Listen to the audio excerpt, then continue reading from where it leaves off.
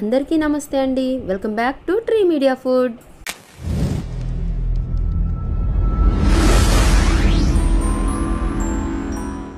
ఎలా ఉన్నారు అందరూ? ఈ ఉగాది రోజు మీ ఇంట్లో ఈ హెల్దీ రెసిపీ గోధుమ పిండితో బొబ్బట్లు తయారు చేసుకొని తినండి. చాలా అంటే చాలా బాగుంటాయి. ఇలా నోట్లో పెట్టుకోగానే అలా కరిగిపోతుంటాయి అన్నమాట. అందరికీ హెల్త్ కాన్షియస్ బాగా ఎక్కువైపోయింది కదండి. అందుకే మైదా పిండి బదులు ఇలా గోధుమ పిండిని వాడుతూ కూడా మనం బొబ్బట్లు తయారు చేసుకోవచ్చు అనమాట. ఎక్కడా విరిగిపోకుండా, పిండి బయటికి రాకుండా step by step first time చేస్తున్నా కూడా పర్ఫెక్ట్గా వచ్చేలాగా డీటెయిల్గా చూపించానండి. మరి లేట్ చేయకుండా ప్రాసెస్ ఏంటో స్టార్ట్ చేసేద్దామా? ప్రాసెస్ స్టార్ట్ చేసే ముందు వీడియో చూస్తూ కూడా ఇంకా సబ్స్క్రైబ్ చేసుకొని వాళ్ళు సబ్స్క్రైబ్ చేసుకోండి. వీడియో నచ్చితే కనుక లైక్ చేసి మీ ఫ్రెండ్స్కి, ఫ్యామిలీ మెంబర్స్ కూడా షేర్ చేయండి. ముందుగా 1 కప్పు పచ్చిపప్పుని బాగా శుభ్రంగా కడిగి నానబెట్టుకోండి. నేను ఆల్రెడీ నానబెట్టేశానండి. ఇవి నానబెట్టి దాదాపుగా అరగంట అయిందండి. ఇంకొక గంట పాటు నానబెడతానమాట. ఈలోపు మనం పిండిని కలిపేసుకుందాం అనమాట. ఇవి ఎంత నానితే పప్పు అంత బాగా ఉడుకుతుందండి. అందుకని గంట నుంచి 2 గంటల వరకు నానబెట్టుకోండి. ఇప్పుడు ఒక బౌల్ తీసుకొని అందులో 2 కప్పుల గోధుమ పిండి తీసుకోండి. మనం 1 కప్పు పచ్చిపప్పు తీసుకున్నాం కాబట్టి 2 కప్పుల గోధుమ పిండి సరిపోతుందండి. 1/2 టీ స్పూన్ ఉప్పు, 1/4 టీ స్పూన్ పసుపు, 1 స్పూన్ నెయ్యి వేసేసి బాగా మిక్స్ చేసేసి నీళ్లు కలుపుతో ఈ పిండిని కలుపుకోండి. ఈ పిండి ఎంత సాఫ్ట్గా కలిపితే బొబ్బట్లు అంత బాగా వస్తాయండి. ఈ కప్పుతో కప్పు నీళ్లు పట్టి ఇంకొంచెం పట్టాయండి. అంత సాఫ్ట్గా కలుపుకోవాలన్నమాట. కప్పుంబావు వరకు వాటర్ పట్టాయన్నమాట ఈ పిండి కలుపుకోవడానికి. ఫస్ట్లో మనం 1 స్పూన్ ఘీ వేసాం కాబట్టి లాస్ట్లో ఇంకొక టీ స్పూను ఆయిల్ వేసానండి.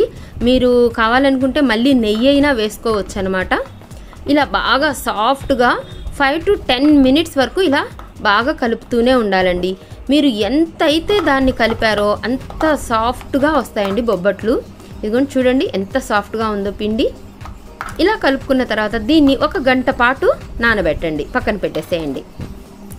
అంతలో మనం లోపల కావాల్సిన స్టఫింగ్ని రెడీ చేసుకుందాం అనమాట. మనం నానబెట్టిన ఈ పచ్చిపప్పుని కుక్కర్లో వేసేసి 1 కప్పు నీళ్లు పోసేసి 1/4 టీ స్పూన్ పసుపు, 1/4 టీ స్పూన్ ఉప్పు వేసేసి మూత పెట్టేసి ఒక 3 నుంచి 4 విజిల్స్ రానివ్వండి. ఆ తర్వాత మనం కప్పు బెల్లం తురుము తీసుకున్నామండి. కప్పు పచ్చిపప్పుకి కప్పు బెల్లం తురుము సరిపోతుంది. మరి స్వీట్ ఎక్కువ కావాలంటే ఇంకొక 2 స్పూన్ల తురుము ఎక్కువ తీసుకోండి. కాకపోతే కప్పు పచ్చిపప్పుకి కప్పు బెల్లం తురుము అనేది సరిపోతుంది అనమాట. చూడండి ఈ పచ్చిపప్పు కూడా బాగా ఉడికిందనమాట. ఇలా జాలి గిన్నెలో జాలించేసుకోండి. అస్సలు వాటర్ ఉండకూడదండి. ఆ కొంచెం ఉన్నా కూడా సరే ఇలా ఫిల్టర్ చేసేసుకోండి. చూడండి చాలా తక్కువ వచ్చాయండి నాకైతే వాటరు. దీన్ని ఒక 5 మినిట్స్ అలా ఆరనివ్వండి.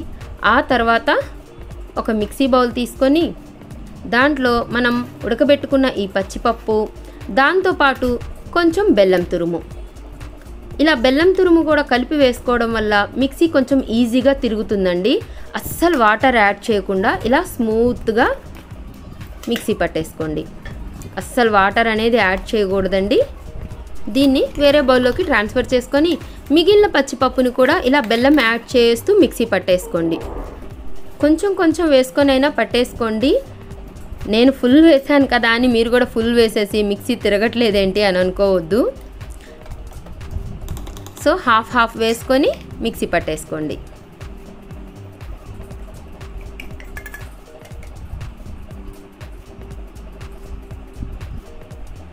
ఇదిగోండి ఇలా మెత్తగా పేస్ట్లా చేసేసుకోవాలన్నమాట.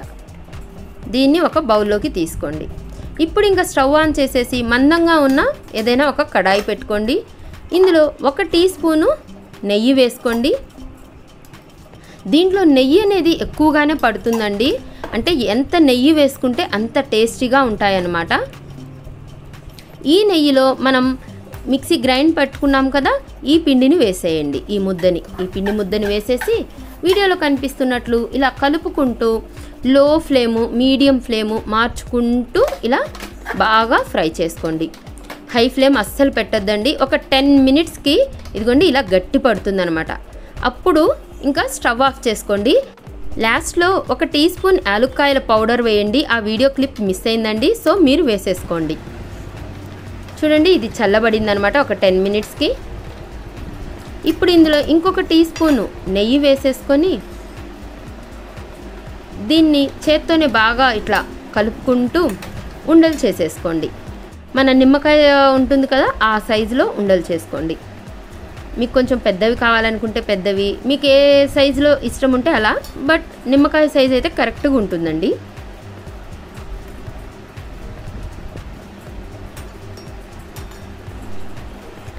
మొత్తం ఇలా బాల్స్ చేసి పెట్టేసుకున్నాను అనమాట. చూడండి అన్నీ 21 వరకు అయ్యాయండి, అంటే 21 బొబ్బట్లు అవుతాయి అన్నమాట. పిండి చూడండి ఎంత సాఫ్ట్గా ఉందో. దీన్ని మళ్ళీ ఇంకోసారి ఇలా కలుపుకుందాం. ఇప్పుడు ఈ పిండిని కూడా బాల్స్గా చేసుకుందాం. మనం శనగపిండి ముద్ద ఎంతైతే తీసుకున్నామో అంత బాల్ తీసుకోండి. మనం రౌండ్ చుట్టాక కొంచెం పిండి వచ్చేస్తుంది కాబట్టి సరిపోతుంది.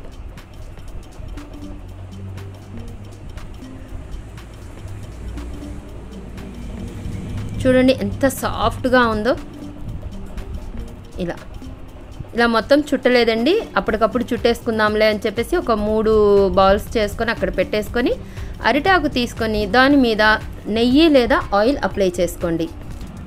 అరిటాకు అవైలబుల్ ఉంటే మాత్రం అరిటాకు తీసుకోండి, లేకపోతే ఒక పాలిథిన్ కవర్ కానీ బటర్ పేపర్ కానీ తీసుకోండి.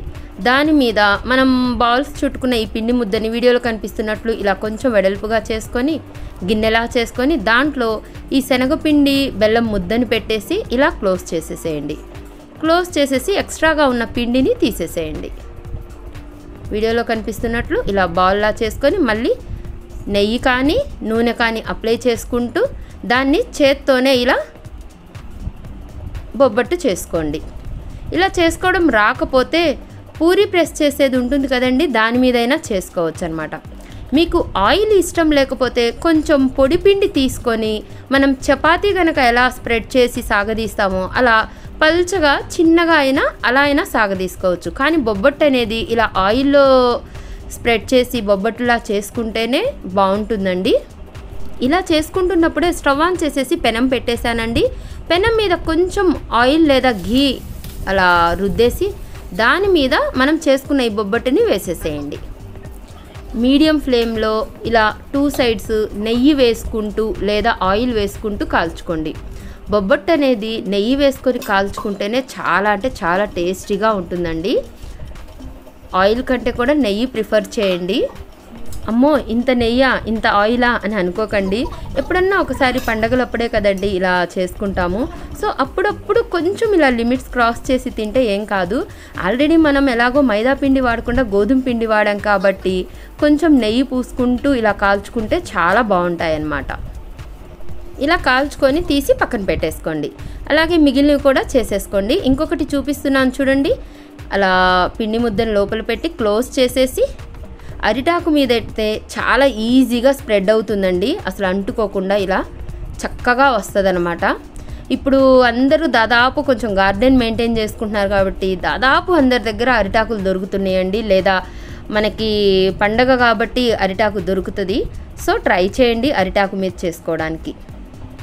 మన లైఫ్ స్టైల్లో అన్నీ ట్రెడిషనల్గా మనం చేయలేకపోయినా కొన్ని ఇలాంటివి అరిటాకులో భోజనం, అరిటాకు మీద ఇలా ఏదైనా చేయడం, ఎక్కువగా నెయ్యి వాడడం, బెల్లం వాడడం, ఇలా మన పాత పద్ధతులు అనేవి వీలైనంత వరకు చేయడానికి ట్రై చేద్దామండి. రెడీ అయిపోయాయండి బొబ్బట్లు. చూడండి ఎంత యమ్మీగా ఉన్నాయో. చూస్తుంటేనే నోరు ఊరిపోతుంది కదా. చాలా సాఫ్ట్గా ఉన్నాయండి. చూడండి ఇలా మడిస్తే ఎంత సాఫ్ట్గా ఉన్నాయో. లోపల కూడా చూడండి ఇలా పొరలాగా వచ్చేసింది మనకి లోపల స్టఫింగ్ కూడా. మీరు కూడా ట్రై చేసి చూస్తారు కదా. ట్రై చేశాక ఎలా వచ్చిందో నాకు కింద కామెంట్ చేయండి. నా వీడియో కనుక నచ్చితే లైక్ చేయండి, షేర్ చేయండి, సబ్స్క్రైబ్ చేయండి. థ్యాంక్ యూ సో మచ్ అండి. Thank you.